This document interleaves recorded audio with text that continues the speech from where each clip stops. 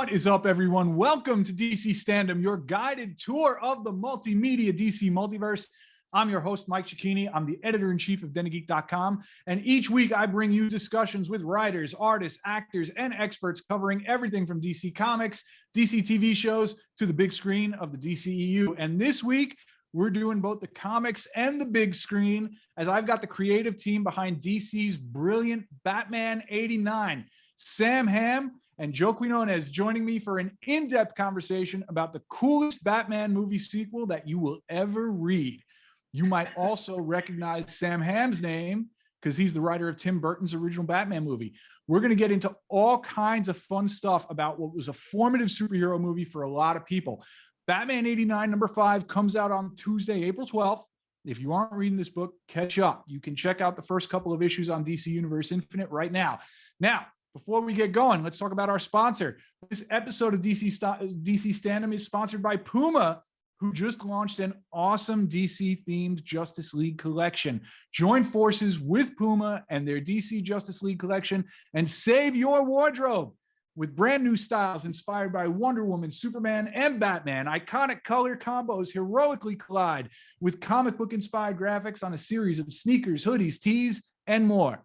Suit up with your crew for this character crossover and transform wherever you go into your own Hall of Justice.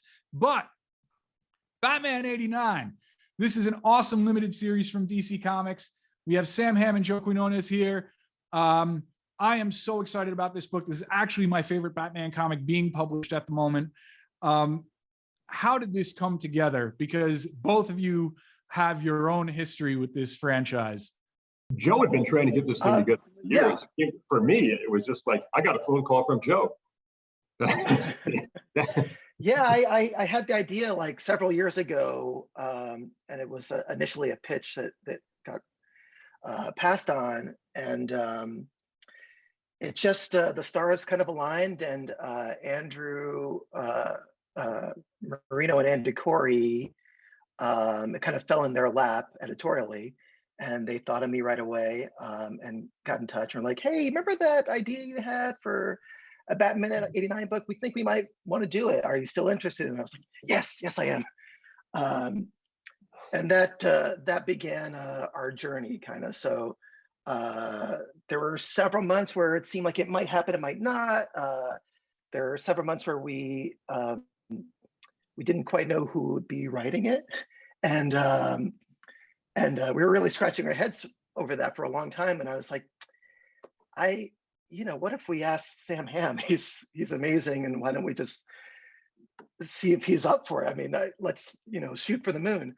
And so I reached out to Hamm, and we connected that way, and then I put him in touch with the editors, and thankfully it all worked out, and I'm still pinching myself that it did. So.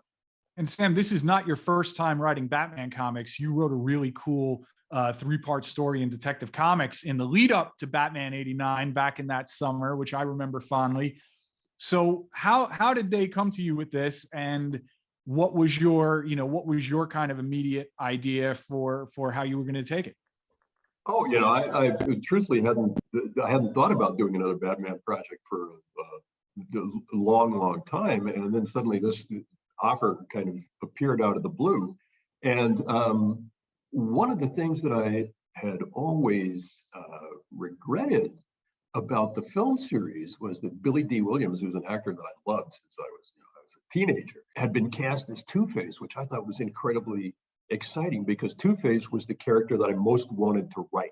That was the Batman villain that I most wanted to do after the Joker. And I tried to sell Warner Brothers on the idea of doing Two-Face in the immediate sequel, the second Batman movie. They weren't interested. They wanted the TV cast, basically. They wanted Penguin, they wanted Catwoman, et cetera. And so I never got a chance to write a version of Two-Face. And the opportunity to do that and to just kind of drop back into the world was very, very appealing to me. And I talked to Joe and to Andy Curry and to Andrew Marino, our editors, and became obvious right away that we were very simpatico in terms of where we would like to go with this. And of course, I saw, you see, I saw the whole package of Joe's potential designs for a Batman '89 series, and this mug is just such a treat to work with, such a pleasure. He's so good, and he's so gifted, and he's got such an incredible sense of how to put a page together. His stuff is just so dynamic, and I didn't realize at the time how good he is with performance. You know, I always thought the problem with comic books is you don't have performance, you don't have timing, you don't have all this kind of stuff.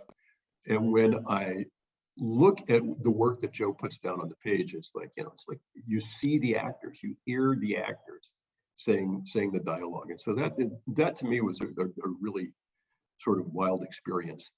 And I was trying to think of a good reason not to do it, and I couldn't. So thanks, Sam. I love the way you write these characters. So you're welcome. I like the way you draw. No worries. Joe, does anything remain from that original pitch? Because I remember when you put those initial sketches out on your blog a few years ago, and everybody went crazy. Did any elements of that pitch make it into this book now? The only real carryover, I think, is Harvey Two-Face. So I remember that as a kid and like being really drawn to Billy Dee Williams as the character, and then being such a huge Tim Burton fan, you know, through all of his movies through the '80s and through Returns, and then, you know, as a nerdy little kid being so bummed out when I heard that you know, that creative team weren't coming back for the third movie. And I still saw it. I love Batman, but I remember being really bummed out to not see the fulfillment of that promise of the casting of Billy Dee as Harvey Dent, and how interesting it would have been to see his turn as or his fall from grace, becoming the character Two-Face. And so for me, that was like the main thrust, the main reason to do the book at all. And so that kind of planted the seed. There was something that I thought of at the time in like 1993 or whatever, but in the early aughts, I was inspired by the Batman '66 books, and I just got to thinking, like, you know, what if we got to do the same thing with the Batman '89 Tim Burton world? And my mind just jumped immediately to the idea of that fulfillment of the Harvey Two-Face arc. And Sam, obviously you wrote Harvey in the first movie, and there's, you know, I recently reread your first draft, which I really loved the early drafts of that movie back when Robin was still in it and everything. And it was like a little bit more hardcore in a couple of ways, but Harvey, you don't really hint at his future in that movie, but clearly, like, you don't put Harvey Dent in the first Batman movie if you're not planning on using him kind of logically for Batman 2, right? Is anything in this book, like, did you plan to use Harvey in the sequel before, you know, the studio wanted other villains instead? I almost snuck Harvey into the sequel because they were the head of Warner Brothers production at the time was Mark Canton, and he said, "Boy, if we could just find, I know he's dead and all this kind of stuff, but if we could just find some way to get Jack Nicholson back just for a couple of minutes in the movie, it would be incredible." And so I pitched him this scene where the sequel would open with the trial of the Joker, who it turns out has survived his fall, you know, his 14-story fall from the top of the Gotham Cathedral. And he gets wheeled into a courtroom in a full body cast. So he's like, you know, basically on his back, he's in plaster. He gets wheeled in. He announces that he wants to take the witness stand. And the guy who's prosecuting him is, of course, Harvey Dent.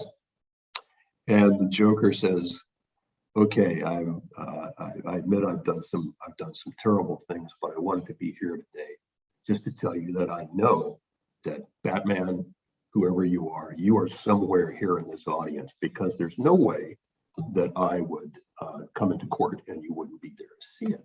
And so the one part of his body that's still working is his thumb, and he presses a little trigger and blows himself up, blows the witness and the judge and everything else to smithereens, and there's panic in the courtroom. And that's how Harvey's face gets scarred. And they were so keen to have the Joker back there going like, oh man, I'm getting chills down my spine. Yeah.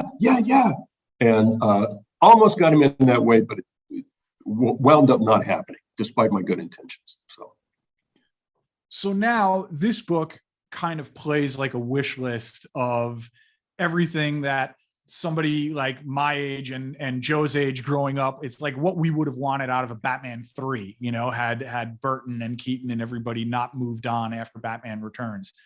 How did you kind of put together that wish list of like what you both needed to see in this story?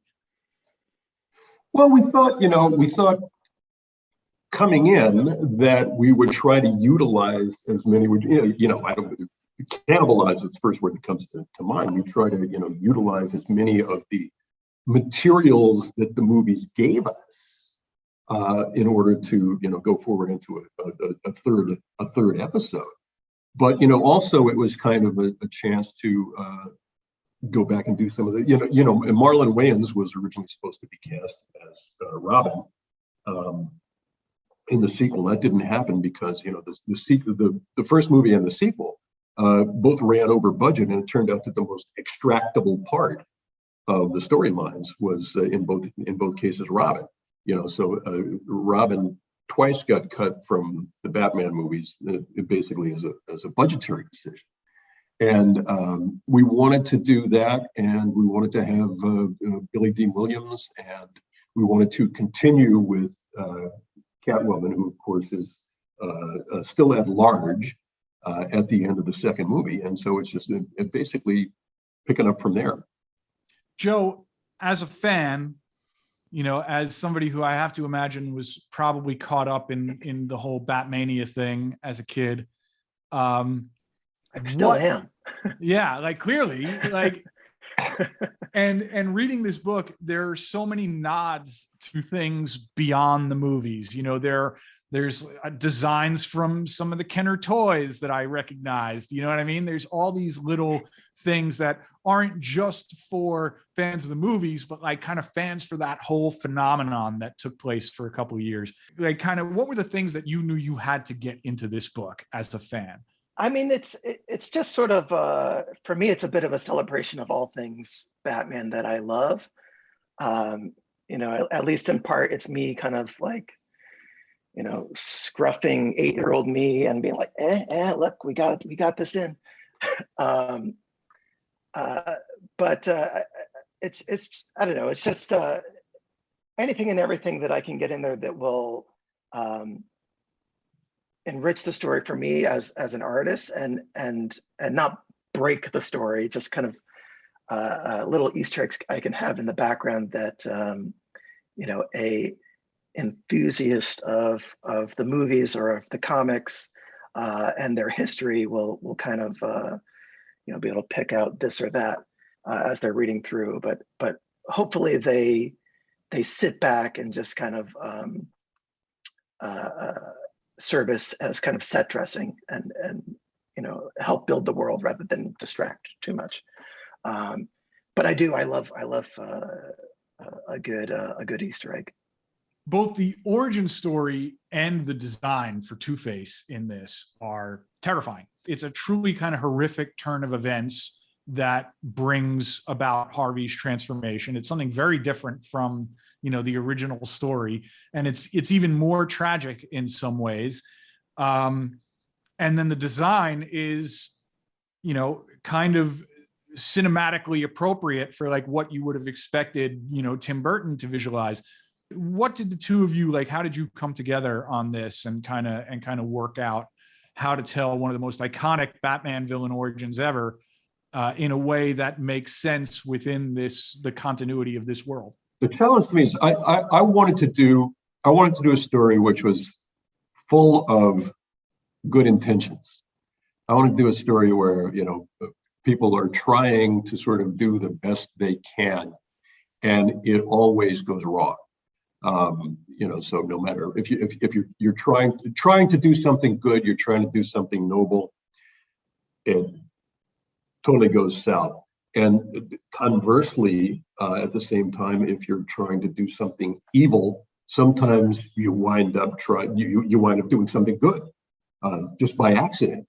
And to me, one of the things that's always omitted from Two-Face when you see that character in the comics is that half the time he's supposed to do something good. He flips a coin and it comes up scarred or it comes up clean. And depending on how it comes up, he's going to do something either unspeakably evil or something good.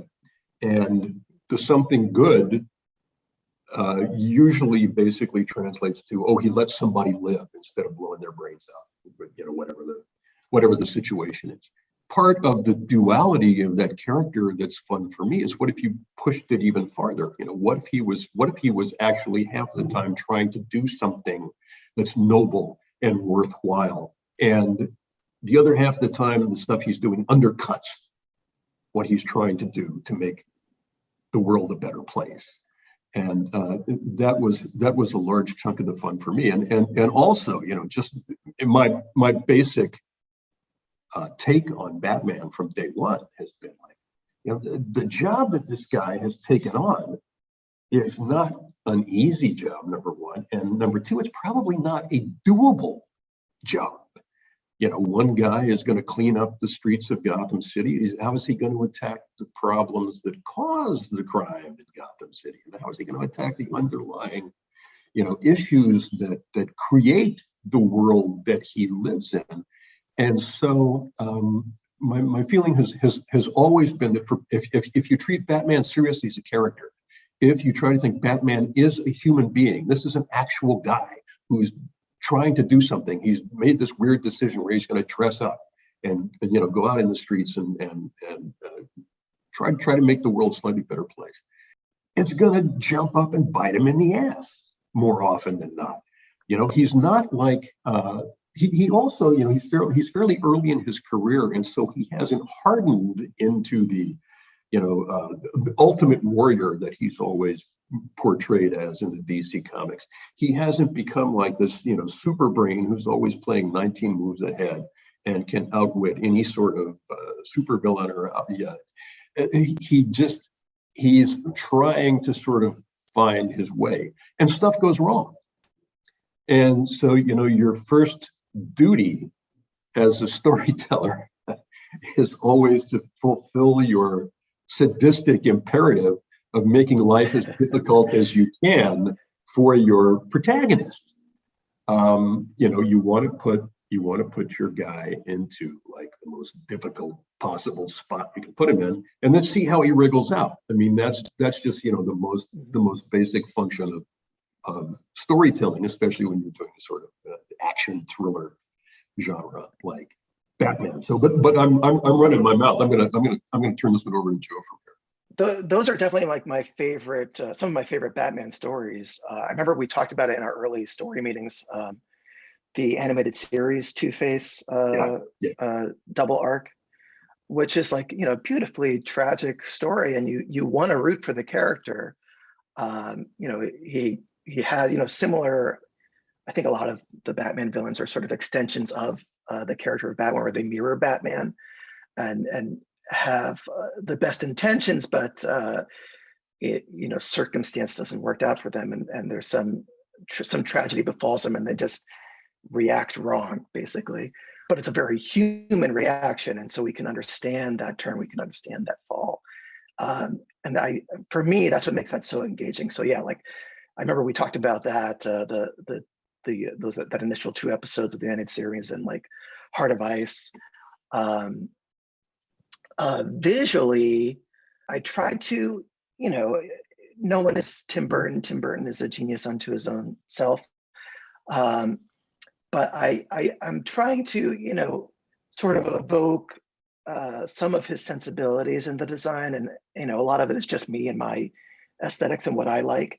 I did try to like match the process a little bit. So like I know Tim would do things like make little like pen sketches, like pen and ink sketches of his initial take on the character, and then that would send off to his character design team that would then flesh that out into, you know, costume or makeup or what have you. So I did do like, you know, little chicken scratch drawings of just before I did anything fully fleshed out and figured out exactly what their model sheet would look like. I did really quick, rough drawings of Two-Face. There they are, Two-Face and Robin. Just sort of thinking in that mode of modern fable, modern fairy tale that Tim Burton often taps into. I know, and it's tempered by modern sensibilities and like, you know, restraints of, you know, how people dress today or whatever. But there's a bit of a unreality to the visual side of all of his movies, and I was trying to tap into that in as best I could, I guess. I want to talk about some of those design choices because we'll get to Robin in a minute, because I have a lot to ask both of you about Robin. We have this Two-Face, which is a new iteration of Two-Face, like, you know, kind of, again, this like dream version of a cinematic Two-Face that we never got to see before. But we also have a returning character like Catwoman. And I think it's kind of cool that you did like a light Catwoman redesign, you know, like there's elements of the Michelle Pfeiffer costume in there, but then there's also elements of like kind of her 1940s costume and kind of like the 1990s costume as well. What influenced this? What kind of brought you to decide that, you know, Selena needs a fresh set of clothes here?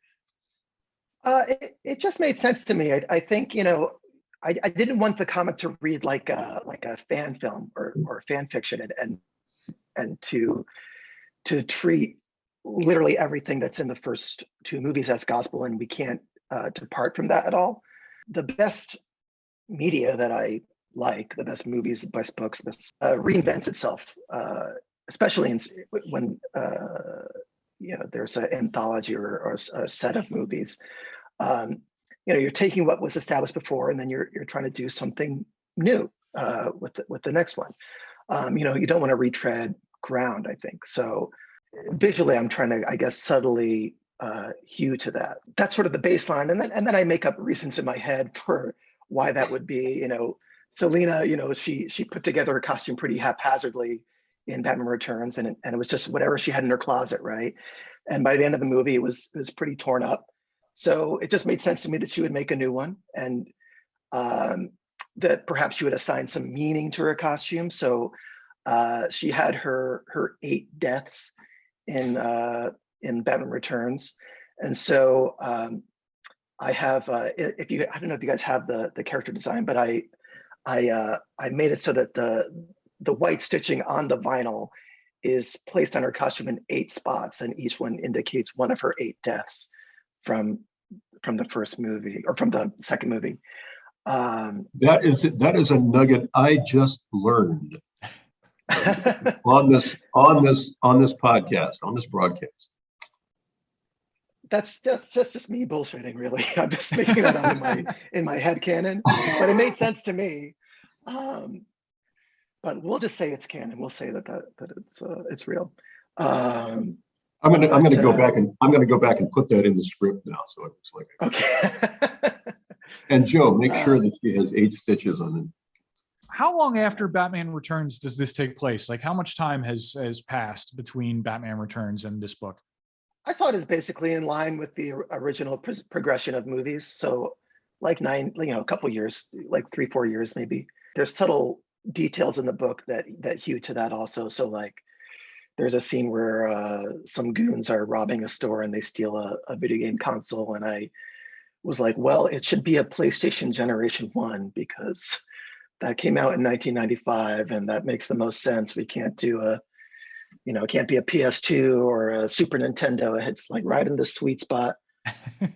That's just my anal retentiveness showing, I guess. Do you know how old I feel that 1995 is now a period piece in comics like that? Oh, get ready. Good Lord. I'm constantly running into people either, online or at conventions who are like, oh, I love your stuff. It really inspired me to get into comics back when I, was 5. And, you know, it's a comic I did like 10 years ago. And it's just like, oh my God, the gray, I can feel it coming in thicker and thicker. You guys should go into a pitch meeting with a studio executive who says, oh, it's such an honor to meet you, man. My mom took me to see Batman when I was.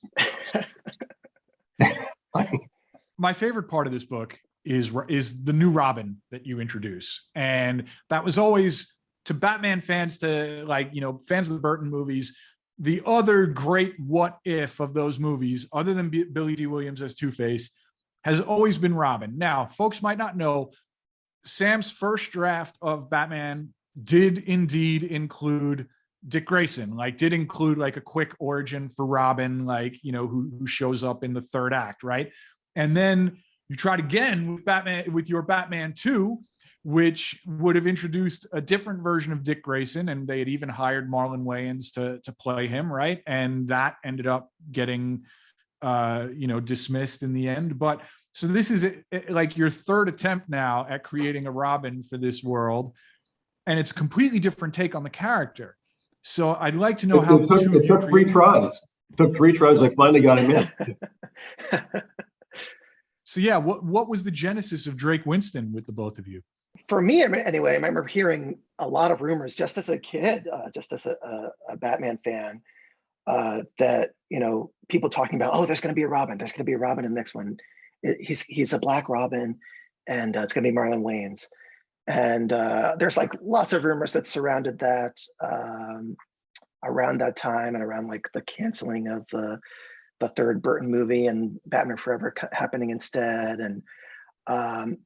And yeah, that also just planted a seed in the back of my mind. So when I had that initial pitch for the book 6 years ago, I kind of pieced together an idea of what that Robin might be and look like. I think Sam, in one of your early drafts of the second movie, Robin was known as the kid, and there was something about him being a mechanic.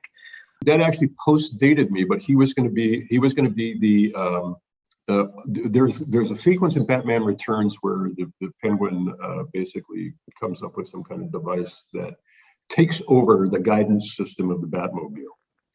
And the Robin character, who was known in that draft as the Kid, was going to be the mechanic who helps Batman fix this modification that the Penguin has slipped onto the Batmobile. Working kind of from that idea, I think we came up with the idea. That sort of is what spread out into the whole idea of a garage as one of the central locations in Batman '89, and as the place where our version of Robin would have his base of operations. Yeah, early on, we were talking about what we would want to do with Robin, and if it should be should it be Tim Drake, should it be Dick Grayson? I think we finally arrived that it should just be his own character, and that way, we weren't constrained by the mythology that is already is so coupled with Jason Todd, with Tim Drake, with Dick Grayson, and we can kind of pick and choose little elements that we could kind of fold into our own version of the character, but we wouldn't be constrained by any of that. And also that, he's just colloquially just known as the Kid at first. So it was sort of a blank slate to start from. Yeah, we never actually call him Robin. And I'm not gonna through the first 5 issues, and I don't want to spoil anything for you down the line, but we try to we try to set up little jokes and gags along the way so that people can, ooh, Robin, I get it. But yeah, I mean, it was a chance to do something fun with that character, and that was very appealing too. I mean, I had sort of worked out this laborious origin story for the character, and one of the things I'm very, very grateful to our editor Andrew Marino for is that he suggested, well, just drop him into the story, just like plop him in there, and we'll work backward. Once you get the character in the story, we'll figure out all the stuff that you need to know about his background and so forth and so on. And I thought, well, I don't want to do that. I've got this whole sort of thing worked out with, he's got carrier pigeons and he's got all this kind of stuff like that. And then I realized, oh, wait a minute. Andrew has just given me the screenwriting 101 lesson that I would give to any starting screenwriter, which is just have something happen and worry about explaining it later. So I thought, like, that's kind of, if I were on my game here, I would be seeing what Andrew was saying. And so I went back and sort of rethought it in terms of just plopping the character down into the middle of the story, in the middle of an action sequence. He literally shows up out of nowhere, and taking it backward from that point. And I realized that everything it let me do with that character was it's all the stuff that wound up becoming crucial to who that guy was and what his backstory is. So one more hat tip to my distinguished editor Andrew Marino for that. So in the lead up to Batman, the first Batman movie coming out, they killed Robin. There was like a whole lot, I felt like, kind of anti-Robin sentiment at the time as like a character that kind of drags Batman away from the dark heart of the character that everybody was always trying to get to. Then a couple of years later, they introduced Tim Drake. And for somebody who was my age at the time, who was supposed to be, about the same age that Tim Drake was when they were introducing him, this was a Robin who kind of like really earned the role. Like, he was the smartest one. He was the one who figured it out. Well, see, now you've learned that's like the whole reason that superheroes have sidekicks is because the comic books were aimed at 9-year-olds and 10-year-olds back in the late 30s and early 40s, and they realized all of a sudden, like, hey, if the Human Torch had a 10-year-old sidekick, there'd be a character that they could identify, that our readers could identify with. If Captain Marvel had a 10-year-old sidekick, and that's why there is this, plethora of pre-adolescent superhero sidekicks who are going out, getting into fights and dodging bullets and being shot at and beat up, because, it's like the idea is that a kid is going to find it easier to imagine himself hanging out with Batman if Batman has a little kid like him that he brings around with him, keeps in the trunk of the Batmobile, whatever the deal is. I just want to tip my cap because I feel like Robin as a concept has never fully recovered from that weird sentiment where everybody was trying to get away from exactly what Sam was just describing, right? The character of Drake Winston is so kind of like organic that I feel like even if this were not a movie like a movie expansion comic, I feel like this character connects in exactly the ways that he's supposed to connect. If I was 13 and discovering Drake Winston for the first time, just like I did with Tim Drake, like this is a Robin that you can actually project yourself on. I'm a Robin apologist. So I like when creative teams do a Robin right. And not only have you done the concept right, you've done it while introducing a brand new Robin, which is really, really cool. Well, thank you. I blame Joe. I mean, had his conceptual designs to work with your. I mean, the whole character's right there on the page. I mean, it's just all you have to do is look at the drawings and think like, okay, how did you get there? What went into this? What's the backstory? And it's the same way with everything that he does. I mean, it's just so evocative and expressive, and it's one of the great joys for me is just getting the I try to throw this guy, some impossible storytelling angle every issue, at least one. And, he comes back he cracks the problem in some way that I would never have anticipated. So it's just really wonderful how Sam decided to approach the character, in that, you know, Drake he's a character that is fully possessed of his own. Like, it's not someone that Batman finds and saves and drafts into his service. You know, if anything, Drake, in his vigilante persona, is a reaction to Batman, and in fact sees Batman as a bit of an antagonist, at least at the start of the story.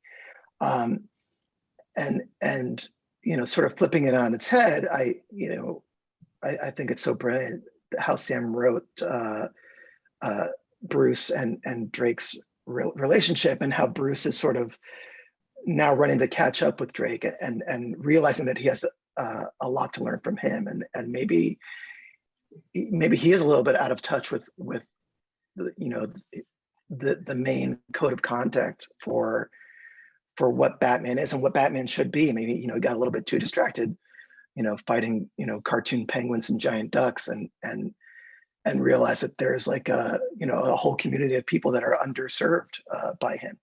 And that sort of is the void that Drake is filling, and sort of the example that he's setting for Batman to now follow, which I just thought was brilliant. that's why I like working with this guy. I know we're almost out of time, so I just have a couple of rapid fire things before we go.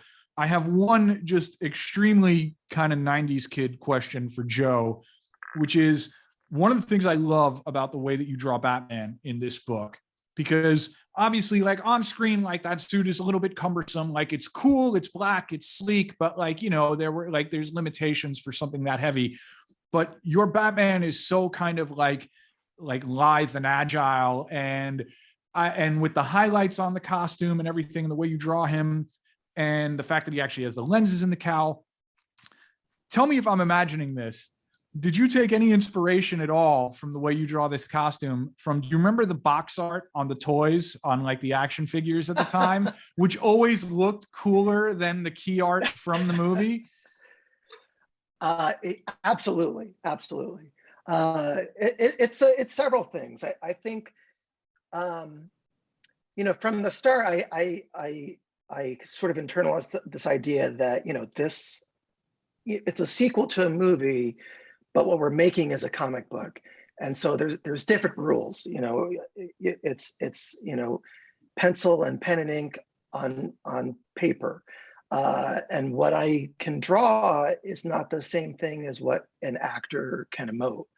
So, you know, so instead of trying to, like, literally photorealistically draw Michael Keaton, and specifically, you know, his iteration of the costume, I instead wanted to evoke Michael Keaton's Batman and Bruce Wayne, and the feeling of his Batman and Bruce Wayne. To make that happen, it can't be photorealistic. There has to be some cartooning layered on top of that. And so what I wanted to do is take the world of the Burton movies, and fold in the joys of comic books, and the joys of animation, and the joy of 2D art, and layer that on top of that world. That's me folding all of that stuff in. So, you know, the animated series that I also loved and I grew up with, you know, came as a bit of a response to Batman '89 and Returns, and it came out, at least I think, concurrently with Returns. And so, yeah, I folded in a little bit of that, of the blue inside of the cape. I just like the look of it, but also for shorthand visually when drawing, it helps to highlight his silhouette, helps to highlight his form, and it's a nice pop of color that can help, you know, lead your eye through. You know, it's easy to on film, you know, have everything be black and light it dynamically so that it's interesting to look at. But, you know, on a comics page, you need color, you need contrast to help dart your eye through the page. So I sort of was keeping that in mind. And also, you know, as a big dork. I like the Batman of the comics and the Batman of cartoons having the white eyes. I love I grew up with those Kenner toys, and it always captured my imagination looking at the box art of a super jacked Michael Keaton in his Bruce Wayne suit, or the toys of Batman having the white eyes and not be cutouts and not have his human eyes through. So yeah, a bunch of that stuff I do fold in, and also like there's little details of the Robin action figure, the Kenner Robin action figure, down to there's like ribbing, I think, on his shoulder, which I incorporated into his second look, which shows up in issue 5. And little things like he has like the two little bits of hair dangling in front, which is kind of a throwback to like really old school, like Dick Giordano, like Dick Grayson, little kid Dick Grayson. So yeah, there's little details like that I fold in throughout to kind of satisfy the nerd inside me, and then hopefully other people see it too. We should just shout out to our colorist Leonardo Ito, who's just, in my mind, just an incredible job. I love the palette of this comic so much. It's just the emotional feel of the purples and the browns, and it's just beautiful work. Absolutely, yeah. He completely brings everything to life. He's basically like our cinematographer. It's just like his palettes are just so gorgeous, and all of his rendering choices, they just add so much depth and atmosphere. I'm blown away every time I get colors back from him. Sam, you set the tone for all of this, just going back to your very first draft of the movie. In all of these, you made it a point to make it as grounded as you can make a story like this. The first movie dealt with, themes of crime and urban decay and corruption at high levels. Your Batman 2 script really dug into like the problem of homelessness, and even the Dick Grayson in that movie was kind of part of that. And now here we are with Batman 89, which also has some real world parallels, to current events. And Harvey Dent's talk about there being two Gothams, and, like there, as a lifelong New York City resident, like there's absolutely two New York Cities, So how do you kind of balance all of this, and how do you thread those elements appropriately into a Batman story without it becoming overpowering, Well, there are a lot of, we have people on Twitter who are, quite upset that we're addressing any kind of social issues in this particular iteration of Batman. And so, some people feel like that's interfering with their enjoyment of what should be a completely apolitical medium in comics, as if comics have ever been completely apolitical. I mean, I grew up reading Denny O'Neill's DC comics of the late 60s, which were as explicitly political as you could get. But part of the mythology of Batman has always been there's this guy that is incredibly rich, who is kind of above and beyond the law and the rules of society, and who can basically do as he wants. And unlike most, rich predatory types, he chooses not to aggregate wealth. He chooses not to exercise his greed, but he has this sort of quixotic desire to take petty criminals off the street to prevent a sort of reenactment of his initial childhood trauma when his parents were killed. And so to me, one of the interesting things about Batman has always been, where does his money come from? And it's one of the things that I tried to address in my unused script for Batman 2. The whole plot line sort of revolves around Bruce finding out, number one, why he's so stinking rich, and also why his dad got killed. Because the assumption has always been that there's a thug who killed the Waynes for their their wristwatch and their string of pearls, and all this kind of stuff. And what if that wasn't the case? What if there was a little more to it than that?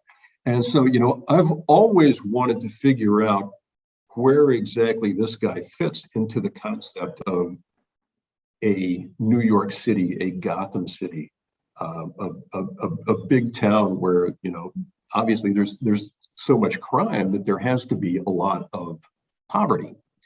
And we came in with two characters in Two-Face, played by Billy Dee Williams, and who's going to be played by Billy Dee Williams in my imaginary version of a third Batman movie. And with Marlon Wayans, who was actually cast in Batman Returns. And it seemed to me like you had a perfect opportunity to sort of deal with the question of how would the citizens of Gotham City, who are not fabulously wealthy in the manner of Bruce Wayne, react to a character like Bruce Wayne? What happens when you put Bruce Wayne down in the middle of the kind of big city that New York City is and that Gotham City presumably is? And, he comes in not as some kind of avenging angel, but as a rich guy who's just trying to navigate the streets. And, that seemed to me like an interesting, as I said, I'm always trying to put my characters in the most uncomfortable possible position. Batman, okay, great, you can set him up in a death trap and he has to figure out how to get out of the death trap. Bruce Wayne has to negotiate being among all these people that look at him as some kind of like monumentally rich, exploitative asshole. How does he deal with that?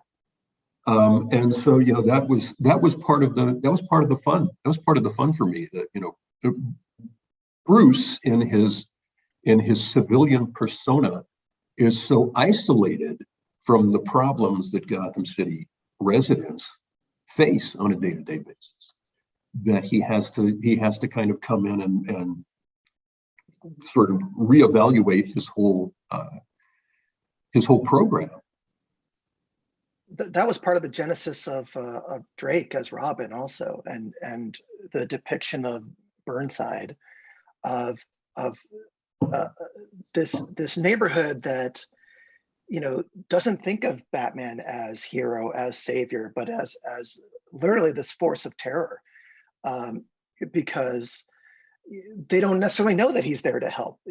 To them, their friends and their brothers and their uncles are getting beat up by this guy dressed as a 6-foot bat, and Drake in his vigilante persona is a reaction to that, and in his own way, a mirror of Batman in trying to protect specifically the people of his neighborhood, these like this sort of downtrodden community that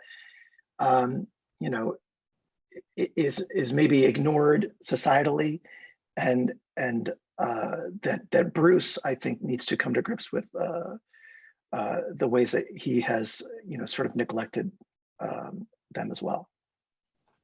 The one scene that I really wanted to write, the whole deal with Batman, the whole deal with Batman's mythology, is that he is Batman basically because he's been rich enough to indulge himself in this orgy of self-pity that his parents got killed when he was 8 or 9 or whatever it is.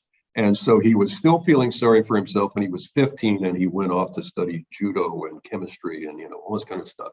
And he was still feeling sorry for himself at 22 when he went off and learned the martial arts, and he went to Japan or he went to Tibet or wherever, and he comes back and he's still feeling sorry for himself because he's got this wound that he can't get past. And the rest of the world, when you don't have umpty 9 billions of dollars. You have to go out and get a job and earn a living, feed a family, all of that kind of stuff like that.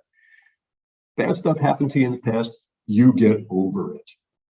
The scene that I really wanted to do is when he goes in a room with a bunch of people and he says, like, yes, well, I lost my members of my family to gun violence. And everybody in the room says, yeah, same here, me too. Yeah, that happened to me. And he's just, he's sort of like surrounded by these people for whom that's part of daily experience. And, they've gone on with whatever they're doing. And, he suddenly realizes that his primal motivating force is not unique. It's not what should have made him what he is. That's one part of the Batman story that I wanted to tell. I know we're out of time. The kind folks at DC have been nudging me to make that my last question. Thank you both so much for your time, for this book, which is an absolute blast. Everybody, Batman 89 #5 is out on Tuesday, April 12th. Make sure you check it out. First couple issues are on DC Universe Infinite. Hardcover hits on July 5th. You got plenty of opportunities, but if you grew up loving these movies, this is the most perfect extension of it you could possibly hope for. And thank you once again to our sponsor, Puma, and their Justice League collection. Join forces with Puma and their DC Justice League collection and save your wardrobe with DC Comics inspired graphics on a series of sneakers, hoodies, tees, and more. Suit up with your crew. But for real, thank you both. That is it for this week's DC Standom, everybody. There are some very cool episodes coming out over the next couple of months featuring all kinds of exclusive interviews and special surprises from the world of DC Comics, TV, and movies, including a chat with Robert Venditti, who is the writer of DC's Superman 78 comic, which is the perfect companion piece to Batman 89. And if you think I was dorky on this interview today, well, I got news for you. But for real, thank you. Make sure you're subscribing to us wherever you're listening right now. Don't forget to check out our web home at denofgeek.com, where you can find all our DC and Batman coverage. Drop me a line on Twitter, where I waste way too much time. I'm at Way Out Stuff. Let me know what you want to hear about in upcoming episodes. We also have at DC Standom on Twitter and Instagram. Give those a follow. We'll eventually have some surprises on there for you. And hey, we also have a Marvel show. You can listen to Marvel Standom wherever you're listening to this show right now. Check it out every Wednesday. Keep it here on Twitch. Thank you so much to our overworked producer, Andrew Halley, for making us all look good today. Thank you to Lee Parham, Den of Geek social media coordinator, for moderating the comments and putting up with me every day. And most of all, thanks to every single one of you who tuned in. This has been DC Standom on the Den of Geek Network. Until next time, remember, folks, we stand together